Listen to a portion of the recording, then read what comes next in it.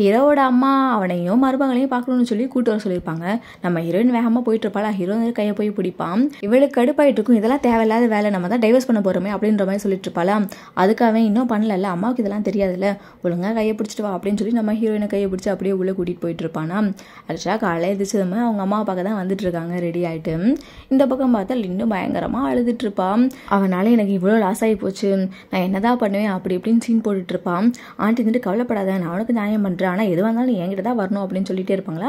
பார்த்தா நம்ம ஹீரோவும் மருமகளும் வந்துடுறாங்க. இல்லைன்னா அவங்கள பார்த்ததுமே எந்திரிச்சு போய், காக்கா எனக்கு எவ்வளோ பிஸ்னஸ் லாஸ் ஆயிடுச்சு தெரியுமா, எல்லாரும் காம்பன்சேஷன் கேட்டுட்டு இருக்காங்க, உங்களுக்கு ஏதாவது வேணா சொல்லுங்க, நீங்கள் கேஸ் போடுங்க, நான் காம்பன்சேஷன் பண்ணிடுவேன் அப்படின்னு சொல்லுவாளா. அப்போ நம்ம ஹீரோயின் சொல்லுவா, ஆமாம் ஆமாம் அதுக்கு பணத்தையும் வந்து தரணும் அப்படின்னு சொல்லிட்டு கொஞ்சம் நக்கலாக சொல்லுவாளா. இவன் நிச்சுமாருன்ற மாதிரி ஹீரோயினுக்கு இறுக்கி பிடிச்சிட்டு இருப்பான். இந்த பக்கம் நின்று இருந்துக்கிட்டு, நான் உனக்கு என்ன பாவம் பண்ண, எதுக்கு இந்த மாதிரி என்னை நீ டார்கெட் பண்ணுற, என்னை கார்மர் பண்ணுற, நீ தான் என்னை ஃப்ரேம் பண்ணி இந்த மாதிரிலாம் ஆக்கி விட்ட அப்படி இப்படின்னு கொஞ்சம் எக்ஸ்ட்ரா பிட்டிங்லாம் போட்டு பேசிகிட்டு இருப்பாளா.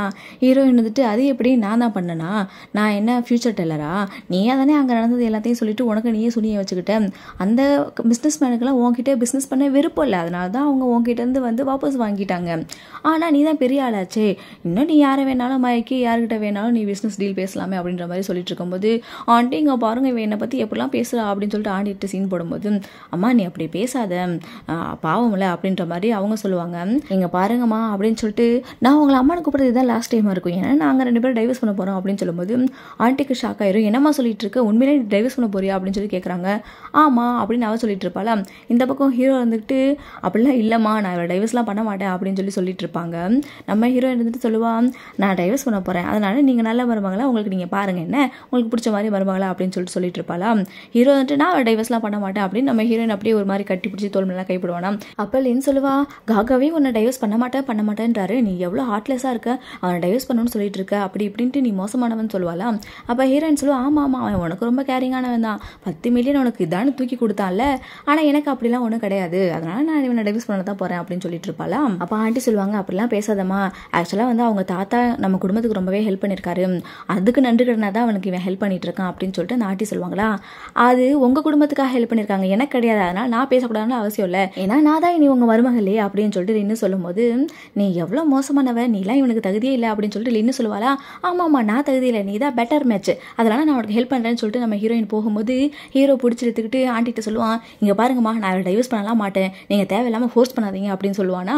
ஆண்டி வந்துட்டு, நான் எங்கடா ஃபோர்ஸ் பண்ணேன், நீங்கள் 2 பேரும் ஒன்றும் சேரணும் தானே நானும் பார்த்துட்டு இருக்கேன், அப்பா உங்கள் பிரச்சனைக்கெல்லாம் நான் வரவே இல்லை, நான் கிளம்புறேன், எனக்கு பியூட்டி பார்லர் போகணும் அப்படின்னு சொல்லிட்டு ஆண்டி போவாங்களா. லின்னு இருந்துக்கிட்டு, ஆண்டி எனக்கு நியாயம் பண்ணலையா அப்படின்னு கேட்டிருப்பாளா. ஏமா நீ இந்த டைம் கொஞ்சம் ஓவராக தான் பண்ணியிருக்கேன், நீ பார்த்து நடந்துக்க, நான் ஹெல்ப் பண்ண முடியாது அப்படின்னு சொல்லிட்டு போயிடுவாங்க.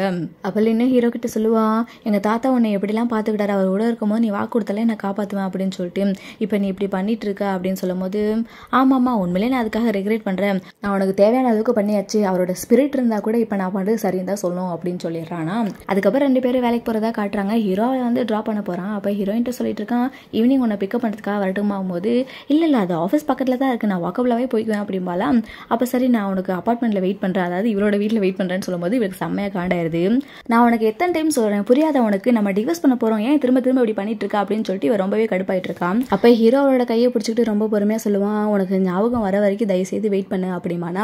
ஹீரோயின் சொல்கிறா, எனக்கு ஞாபகம் வந்துச்சுன்னா நான் உன்னை டைவர்ஸ் பண்ண மாட்டேன், அப்படியே ஹம்பலாக அதே வைஃபாக திரும்ப ஒரு பெண் நீ நினச்சிட்டு இருக்கியாங்கும் போது, இல்லை நான் அதை மீன் பண்ணி சொல்லலை அப்படிமானா. ஒரு விஷயத்தை நீ நல்லா புரிஞ்சுக்கணும், லின்னோனையும் இன்னசென்ட்டாகவே இருந்துட்டு போங்க, அதனால மட்டும் பிரச்சனை கிடையாது, நீ புருஷனா என்ன பண்ணியிருக்க, நான் கண் விழிச்ச ஞாபகத்தில் இருந்து எனக்கு நல்லாவே ஞாபகம் இருக்கு, நீ வந்து என்கிட்ட நல்லபடியாகவே நடந்துக்கிட்டது இல்லை, எனக்கு வாழ்க்கையை வெறுப்பை ஏற்படுத்தினதுக்கு காரணமே நீ தான், அதனால இதெல்லாம் செட் ஆகாது அப்படின்னு சொல்லிட்டு நம்ம ஹீரோயின் ஆஃபீஸுக்கு போயிடுறான். அங்கே கு ஹீரோயின்ட்ட பேச வரும்போதெல்லாம் அவள் அவாய்ட் பண்ணிட்டே போயிட்டு இருப்பாளா. லாஸ்ட் டைமும் அந்த இடத்துல அவாய்ட் பண்ணியிருப்பான். இப்போ அவன் கேட்பான், எதுக்கு நீ இப்படி பண்ணிகிட்டே இருக்க, நான் உங்ககிட்ட நடந்துக்கிறத வச்சு உனக்கு புரிஞ்சிருக்கும் என் மனசில் என்ன இருக்குது அப்படின்னு சொல்லிட்டு. ஆக்சுவலாக அப்படின்ட்டு, அதாவது இவன் மேலே இவனுக்கு இன்ட்ரெஸ்ட் இருக்கிறத ஓப்பனாகவே அப்படி சொல்லிடுறான். அப்போ ஹீரோயின் சொல்லிட்டு இருப்பா, இங்கே பாரு நீ என் ஃப்ரெண்டோட அண்ணன், எனக்கும் அண்ணன் மாதிரி தான், நான் அந்த மாதிரி தான் உன்னை பார்த்துட்டு இருக்கேன் அப்படின்னு சொல்லிட்டு இருப்பாளா. அப்போ இவன் சொல்லுவான், என் தம்பி சொன்னது உண்மைதான், உன் மனசில் எப்போவுமே அவன் தான் இருக்கான், ஹீரோவை தள்ளி வேற யாரையும் நீ நினச்சி பார்க்க மாட்டல அப்படின்னு சொல்லிட்டு இருக்கும்போது ஹீரோயின் மனசில் நினைப்பா, இவன் அப்படியே நினச்சிக்கிட்டோம், இப்போதைக்கு நம்ம அதை சைலண்டாக இருந்து ஒத்துக்குவோம், அப்போ தான் இவன் மறந்துட்டு போவான் அப்படின்னு சொல்லிட்டு பேசிகிட்டு இருப்பாளா. பார்த்தா ஹீரோயினோட ஃப்ரெண்டு ஒரு பொக்கே கொண்டுட்டு வருவான். ஆக்சுவலாக இவன் வந்து இப்போ ப்ரப்போஸ் பண்ண போகிறாங்களா இருக்கு. அந்த டைமில் கரெக்டாக பார்த்து ஹீரோ வந்துடுவானா.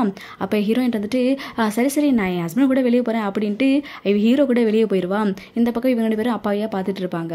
ஃப்ரெண்டு சொல்லுவான், அதாவது அண்ணன்கிட்ட சொல்லிட்டு இருக்கா, இருக்கான். என்ன பண்ணுறது, உனக்கு சான்ஸ் இல்லை அப்படிங்கும்போது அவங்க 2 பேரும் இன்னும் ஒன்றும் சேரல, எப்படியும் அவங்க டைவர்ஸ் வாங்க தானே போகிறாங்க, நான் பொறுத்திருந்து பார்த்துக்குவேன் அப்படின்னு சொல்லிட்டு கூ சொல்கிறானா.